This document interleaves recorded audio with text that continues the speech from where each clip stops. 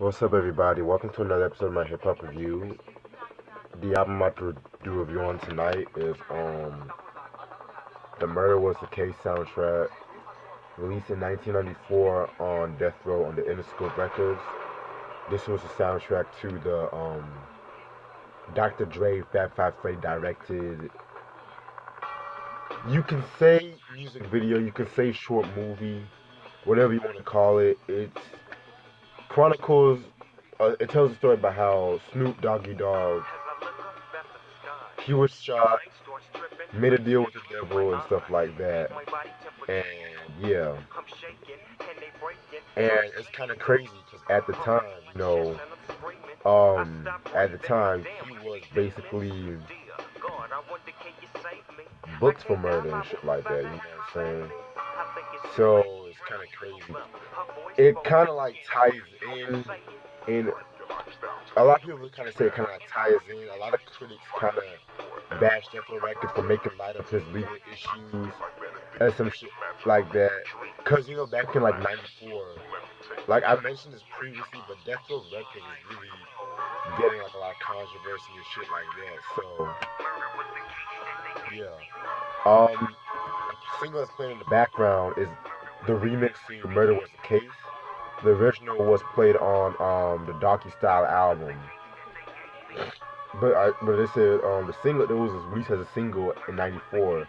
Other singles include "You Better Recognize," that's a Sam Snead track, "Natural Born Killers," Dr. Dre and Ice Cube, Nate Dogg with "One More Day," and Dog Pound with "What Would You Do." Producers. Producers include Suge Knight, Executive, Dr. Dre, That Nigga Daz, Sam Snead, Superfly, DJ Quick, Devontae Swing. Yes, the same Devontae Swing from Jodeci. Big Y, George G1, Archie, Kevin Lewis, Lil Stretch, Mark McWilliams, and Sandman. Yeah. And the people on this album are Snoop Doggy Dogg, Dr. Dre, Ice Cube, The Dog Pound, Big Pimpin', Dory Melon, Jewel, Trey D, Nate Dogg, Danny Boy, Lil C Style, Young Soup G, Sam Snead, Jodeci, DJ Quick, Slip Capone, CPO, Corrupt, B Rezel, and Young Soldiers. I'm gonna take you through the inside booklet. And it's actually the OG copy, by the way.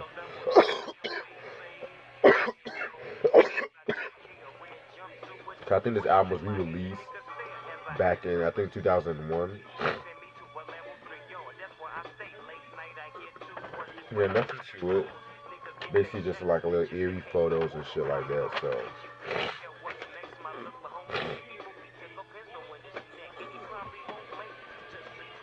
all right. So, 15 songs. You guys should know what I'm about to do. Okay, track number one, "Murder Was the Case" remix, Snoop Dogg. Um, there's nothing I can really say about the song that I haven't already said back in the Doggy Style. The remix, I think like the bass is like more thicker with this remix. Um, it's pretty much the same. In my opinion, it's pretty much they just like modified the original. So pretty much, basically. Track number two, "Natural Born Killers," that has Dr. Dre and Ice Cube. Um, interesting story about that track. That track was actually supposed to be like the lead single off their unreleased album Helter Skelter. That was supposed to come out in Death Row Records. It was supposed to be like a collab between Dre and Cube, and like the reunion after the whole NWA beef. But I think what ended up happening, I think it was like label politics, cause you gotta understand like Ice Cube was signed to Priority Records, and Dre was signed. He was under Death Row Interscope, and you remember if you guys remember, yeah, with like a lot of labor politics, and because you also gotta remember that every cent that like Dre made in Death Row is still made to Easy E, because I think he was still under that Ruthless Priority contract and shit. So I think that's why the album never came out. But back to the song, it's actually a pretty cool song. Like it's like a horrorcore song. They're talking about like a lot of. They talking about like the Manson murders. Kurt Cobain's suicide. It is a very like, dope song right there. It's song it took me a while to get used to, and the video was pretty dope too. You see like Tupac, I think was like a sniper in that video as well. So yeah. Track number three, What Would You Do? That song is like the Dog Pound, Big Pimp and Dolomite, and Jewel. That song was actually like a diss track to Ruthless Records and things of that nature. And that song actually got them a Grammy nomination too. Yeah, they got them a Grammy nomination and for best rap performance by a duo or group. So imagine a song like that being nominated for a Grammy. And I know people are gonna say Drake back to back. That just Meek Mill, but low key it's a diss track, but it is what it is. So what would you do? That was actually not bad for this. They had some pretty dope lines on that. Um, yeah, it's basically Daz and Drake produced that song and shit like that. And I mentioned that Eazy-E responded with old school shit, and he made his own version of "What Would You Do." I think I mentioned it was on the what was that album? Straight Out the Motherfucking Streets of Compton. And I believe I also reviewed B.G. Knockout and Dresta, and they put out a song called Dog Pound Gangster Killers, some shit like that. So yeah, so that was pretty strong. It's kind of crazy because I've done those reviews years ago and shit like that, and I just really remember when I was doing that. I was like, oh, I reviewed those albums. I was like, damn. Track number four, 21 Jump Street. That is a Snoop Dogg and Trey D song. Trey D is basically like an affiliate, to Snoop and shit like that. he he's best known as a member of like the East Siders and shit like that, which consists of Snoop and Goldie Loc. Um, Ironically, he was in prison for a while, I think, and shit like that. And he got released back in 2014. So yeah, we'll see what happens with that. But other than that, 21 Jump Street, that's a pretty cool song right there. Yeah, that's definitely Snoop at his prime and shit like that. You know what I'm saying? Track number five, One More Day. That's a Nate Dogg solo track. Love that song right there. Basically, what I got from that song was like, you see all this pain you have and shit like that, and it's like you don't know if you want to go on. But at the same time, you're like, look, it's just one more day. Just take it as it is, take it as it comes, and shit like that. That is definitely one of my favorite Nate Dogg songs and shit like that. And I definitely need to do a review on the G Funk Classics album. But the thing about that, I got one volume. I need to get the other volume and shit like that. So I'm not gonna review that album unless I get both of those volumes. So yeah. Track number six, Harvest for the World. That's a Jewel solo track. Jewel is like an in-house singer. You would hear her voice a lot in mostly in like, excuse me, the Chronic and shit. And I think she did a few songs on Doggy Style. I have to re-listen to that album and shit. But this is a cover of the Isley Brothers song of the same name back in 1976, a eponymous album and shit like that. It's like a much more slower, stripped down version of it and shit like that. I always thought Jewel was one of the best, probably the best singer off Death Row and shit. Even better than Danny Boy. I wish they would have put an album out for her back in their prime, which I want to talk about after this video. And I have about 12 more minutes left, so let me get through the shit.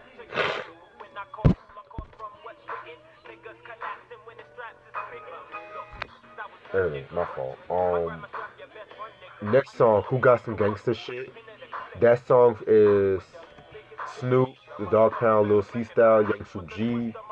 I think Young Suji and Lil C Style, I think they were affiliated with the LBC crew. So yeah, that's like basically a posse cut right there. Um, I always felt like Snoop and C Style had the best verse. C Style especially, his verse is very cool too because he was rhyming in the same flow as Schoolie D on the song Parkside Killers, but he paid homage to Ice T 6 in the Morning because he had like similar lines and shit like that. So that's a pretty interesting song right there. Yeah. Track number 8, Come When I Call. That's Danny Boy. Love that song. I think that's maybe my favorite song off the whole project. Maybe. That song. That's probably one of DJ Quick's best beats as well. Maybe his best beat in my opinion because it's so simple yet so smooth and shit like that. And it's kind of crazy though because by that time too, DJ Quick was having problems with Priority Records as well. And I think he was originally supposed to sign to Ruthless Records, but it was a bad deal. And so Suge, and so I think Suge gave him some production credits and shit like that, but he couldn't use the DJ Quick name. He had to use his real name for the production credit. So, and because if you listen to Safe and Sound, it pretty much sounds like a Death Row-ish vibe on that album and shit. So that's a pretty cool song right there. I love Danny Boy. Danny Boy is another underrated singer. They did additions by that Michael Anderson sample. Track number 9, You Better Recognize. That's Sam Snead with a few background vocals from Dre. Um, Another cool track right there. That's like one of my favorite songs from the project as well. Um, I heard the Sam Snead Street Scholars album. It's actually not a bad album, but it definitely makes me wish that him and Dre would have done some more shit together because that's a dope collab right there, in my opinion. So, track number 10, Come Up to My Room, that has Jodeci and the Dog Pound and shit like that. That's a pretty cool track. Has that Diary from Mad Band feel to it. Track number 11, Woman to Woman, that is a Jewel solo track. Cover of the Shirley Brown song of the same name. Track number 12, Dollars and Cents, that's the DJ Quick, that's the infamous DJ Quick diss track to MC8. Another one of my favorite tracks of the album. I love MC8, but his career was over when this song was released. And it's crazy because like Quick went in on 8. Like it got to the point where it's funny because he performed this right in front of them and shit like that in like the Source Awards, and D.P.G performed "What Would You Do" like in like the Source Awards as well, and that's crazy as hell though. Like a lot of those lines, those bars he aimed at him was just like you left out the G because the G ain't in you. Like he was really hungry at that time. So and the last 3 tracks, the Eulogy by Slip Capone, CPO, and Corrupt, Horny by B Rezilla, Eastside, Westside, Young Soldiers. Those are pretty solid tracks. We weren't really too crazy about those, but um, and that's all the songs of this album. Must have in your collection if you're a Death Row fan. It took me a while to really get this album. I got this from Discogs. Cause like I think the Discog for about $8 and shit. So it's still in print. Um, Definitely I love the production. Has that like dark West Coast psychotic vibe with it. But I also loved how the R&B songs kind of gave it more leverage. And it's crazy because every time I listen to the Above the Rim soundtrack and the Murder Was a Case, it always makes me question like what would happen if if Death Row really put more emphasis on like its affiliates like Nate Dogg, Jewel, Sam Snead, Danny Boy, if they would have clocked out albums around that time too, because it's kind of crazy though, but it is what it is. You know, it could have really been something special, but I'm satisfied with this album right here. This is definitely a must-have in your collection. Um, like I said before, I think they re-released this album back in 2001, but it's still pretty hard to come by, basically. So, yeah. I definitely need to get my hands on Above the Rim soundtrack. I need to get my hands on a lot of Death Row shit. Like just some of the soundtracks, like the Christmas album, maybe the Gridlock and the gang related album, maybe. But yeah, must have in your collection, and that's all the time I have. Stay tuned for more. Peace.